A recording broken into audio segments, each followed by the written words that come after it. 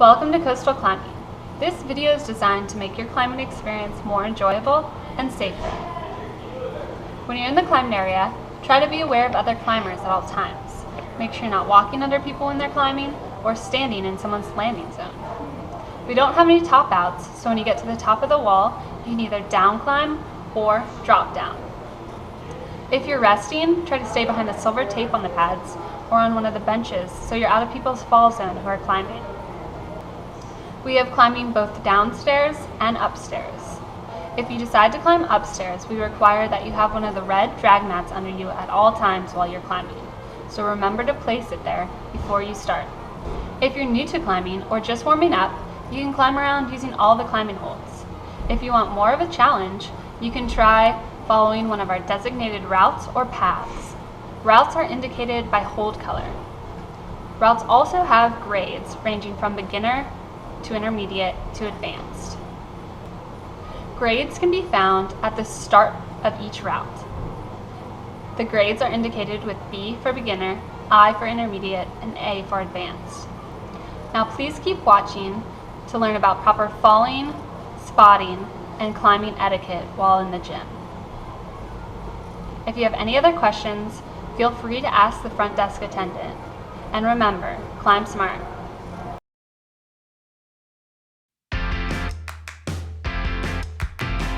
Hello, I'm Timmy Fairfield, President of Futurist Climbing Consultants. On behalf of Veracity Insurance Solutions, I'd like to welcome you to the Art of Falling video, where we'll be sharing with you gymnastic falling techniques that can help reduce the risk of injuries while bouldering. We recommend adhering to the following guidelines while bouldering. Remove cumbersome jewelry including necklaces, earrings, chains, large belt buckles, spiked bracelets and collars, and remove sunglasses and secure prescription lenses to avoid eye injuries. Remove toothbrushes from chalk bags worn around the waist. Avoid clipping objects to your body such as keys, mobile phones, or pagers, if that's what suits your fancy. Avoid wearing a climbing harness while bouldering, as it gets in your way for climbing movement and it's very cumbersome when falling. All of these personal effects serve only to encumber your climbing movement and present a potential hazard upon impact from a fall. We recommend adhering to the following bouldering area etiquette while bouldering. Exercise spatial awareness of your surroundings. Yield the right of way to climbers already on the wall to avoid collisions with other inattentive climbers or spotters, regardless of their ability. Stay off of the designated landing zone when not climbing or spotting. Avoid disrupting another climber's landing zone. Protect the climber's landing zone from the invasion of other bystanders and foreign objects. Keep landing zones clear of other people. Spotters and onlookers should avoid crowding in close proximity to a climber's landing zone, as it may cause pinning, resulting in deactivation of the flooring system's ability to properly absorb the impact force of a falling climber. The climbing facility monitoring staff may suggest to any climber that they utilize proper falling and landing techniques in the bouldering area if they observe incorrect falling habits. Please do not take offense to such intervention regardless of your climbing ability. Please avoid and be aware of foreign objects inadvertently placed in the bouldering landing zone, including benches or chairs, water bottles, spilled fluids or food on vinyl mats, climbing gear and hardware, climbing shoes, chalk bags or toothbrushes, or any other miscellaneous personal effects. Proper biomechanics will help you manage the impact of bouldering falls and increase your climbing longevity. The most important things to remember for execution of the basic falling technique are to change your mindset from climbing to cat mode. Mentally prepare for your landing. Spot your landing. Relax, drop, and roll to execute appropriate falling technique. You'll want to remember the following basic falling and landing technique biomechanics. Widen your foot and arm stance for balance. Slightly bend the knees and the elbows.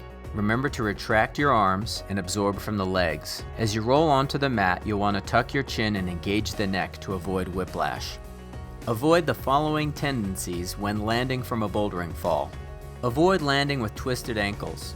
Instead, land square on the bottom of the soles of your feet. Avoid sticking the landing and bending forward from the lower back.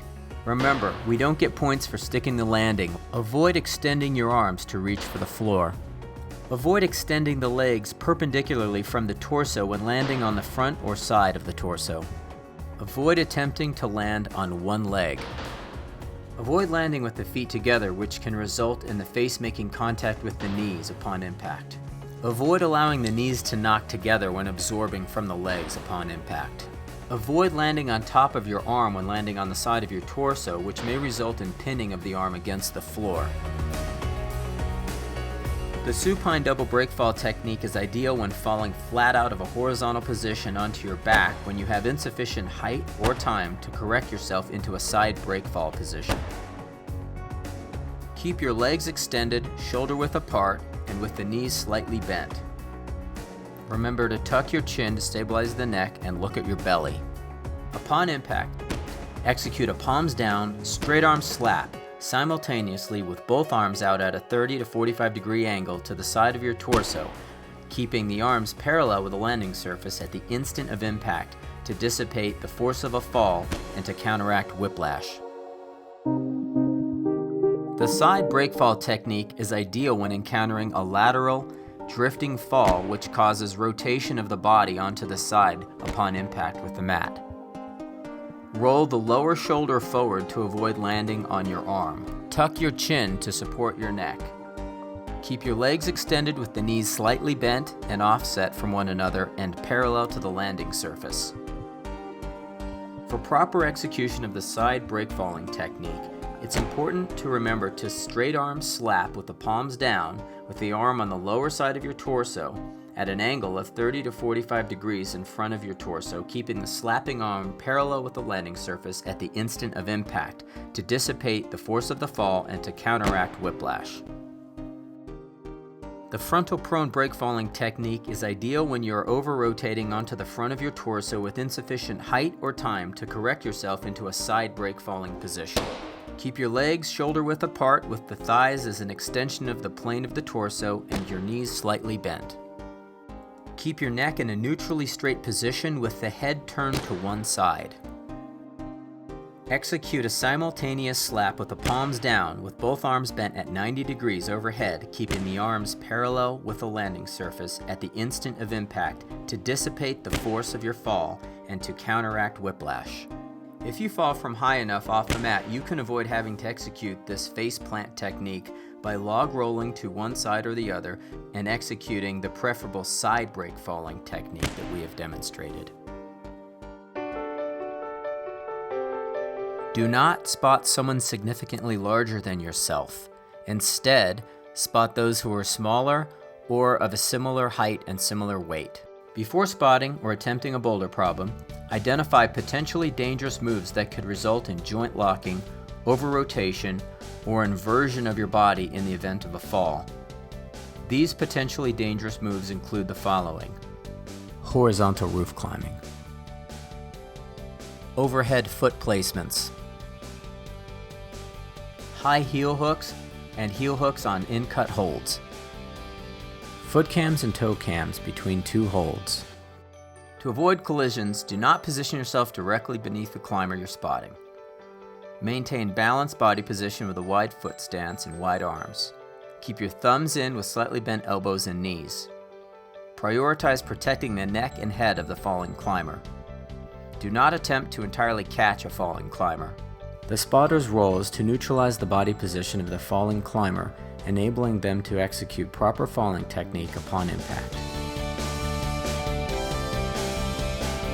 Thank you for watching the Art of Falling bouldering orientation video.